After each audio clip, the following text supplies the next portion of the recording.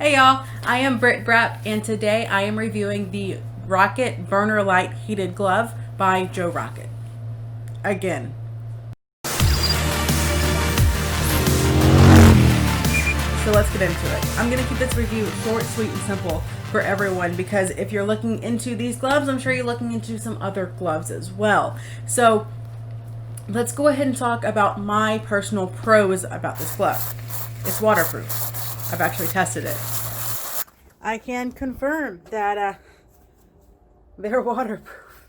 Next, they are battery powered. So personally, I don't like being connected to my bike. I understand that if you are tethered to your bike via cable, you won't stay connected if you were to fall off. I understand that. It's just a psychological thing. I don't like being tethered to my bike. So these are battery powered, which is a huge plus for me. With them being battery powered, that does mean that the battery will die, but additional batteries can be purchased. One more pro is it works. Go figure, right? You buy them and it works. They have additional heating elements inside the glove, so there are heating elements on this side of the glove all the way down to the fingertips, but not on the fingertips. And they do not have heating elements inside. On the palm of the glove, everything is on this side, but it goes all the way down the fingers, which is pretty darn awesome if I do say so myself, because that's where I get the coldest. I did have someone ask me about how the heating goes into the fingertips. I turned him against buying these because I didn't notice a significant heating difference in the fingertips itself, but being that the wind hits here and not here, I don't mind that. And before I get into the cons of these gloves, which there are quite a few cons, I am typically a size medium in women's and men's and a small in men's, and I went ahead and bought the small of these gloves. They are a little bit hard to get on because the battery pack is right here. You do have that going against you, but once you get it on, I don't notice the battery pack while I'm on the motorcycles, but I have heard that some people do. I don't mind it personally. Let's talk about the cons. Number one, battery life. It kind of sucks, I'm not gonna lie. So when I first made a review for this gloves, I was like, yeah, 3 hours on high, no problem. Well, it's actually an hour and a half on high, and that's if you charge them correctly. I'll get to that point later on, but the battery life on high heat is up to 1.5 hours. On medium heat, it's up to 2 hours, and on low heat, it's up to 3 hours. That's not a significant amount of time. So I do encourage you, if you do buy these gloves, do get an extra set of batteries, just because shit happens. Along the lines of battery life, another con that I've found after using these gloves several times is the charging time. It takes 30 hours for these suckers to charge, which is a long time. And I really should have known that before making my last review of these, because it is written on the it's written on here, and I just didn't read it. Yeah, that's my bad. But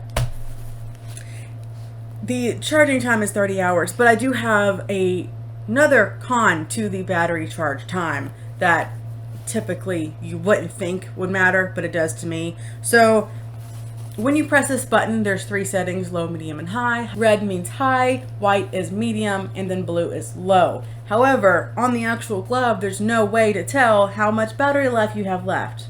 In addition to that, there is no way to tell how much battery life is left when you plug these suckers in. So, here's the 2 batteries, and I've got the charging cable. So obviously this goes into the wall. Yeah. And then you plug both of these ports into the charging port, like so. This is how it charges. So you have to uninstall the batteries from the glove in order to plug them into the wall. And then all you have is this little green light. That just signifies that they're plugged in. It doesn't mean that they're fully charged. It doesn't mean that they've got so much battery life in them. It just means they're plugged in. And as you can see, probably not because of my light, the battery's on right now, but it's not plugged into the wall. So obviously it doesn't mean it's charging. And there's no way to know how much you have charged the batteries per the plug-in. and I really don't like that. So for daily use, I do not recommend this at all. For daily use, if I were to ride a motorcycle every day in the wintertime, I would be tethered to the bike. But since I am more of a seasonal rider, I hate to admit that, these actually work perfect for me, because when I do go out, it's probably around 40 to 45 degrees outside, and I can put it on high. I'm not really going out to the mountains for 2 hours away to come back and spend 6 hours on the bike in the middle of the winter time. I'm usually out on a leisurely ride, or I'm going to the parking lot to practice. And once I get to the parking lot, I actually take my batteries out and practice without the batteries in there. Number one, because it's easier to take on and off, because I'm having to put on my helmet on and off, the entire parking lot session. And number two, it's a little bit more comfortable. The battery doesn't bother me, but it is a little bit more comfortable without having the battery in the actual glove. So one last thing I do want to mention is these batteries, these right here. These batteries have a memory in them. So if you use them for 30 minutes, turn them off, use them again for 20 minutes, turn them off, that can actually mess up the battery.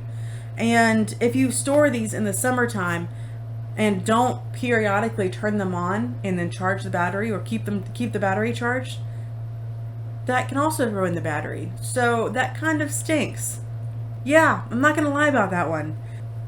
All in all, I don't regret buying these whatsoever. For my purpose, for my use, and my kind of riding, and my kind of walking outside, if I do walk outside in the cold, which I'm a baby when it comes to walking outside in the cold, it's perfect for me.